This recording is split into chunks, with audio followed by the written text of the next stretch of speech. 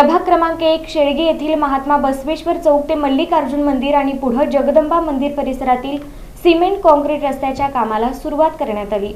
सोलापूर शहर उत्तर विधानसभा मतदारसंघातील शेळगी परिसरात सिमेंट काँक्रीट रस्त्याच्या कामाचा भूमिपूजन सोहळा उत्साहात पार पडला। आमदार विजयकुमार देशमुख यांच्या महाराष्ट्र सुवर्ण जयंती अभियान जिल्हास्तर योजनेअंतर्गत तसंच हॅट्रिक नगरसेवक अविनाश पाटील यांच्या विशेष प्रयत्नातून प्रभाग क्रमांक 1 शेळगी येथील महात्मा बसवेश्वर चौक ते मल्लिकार्जुन मंदिर आणि पुढे जगदंबा मंदिर परिसरातील रस्त्याच्या सिमेंट काँक्रिटीकरणाच्या कामाला सुरुवात करण्यात आली। सुमारे 18,64,000 रुपयांच्या या रस्ते कामाचा शुभारंभ नगरसेवक डॉक्टर किरण देशमुख यांच्या हस्ते भूमिपूजन करून करण्यात आला।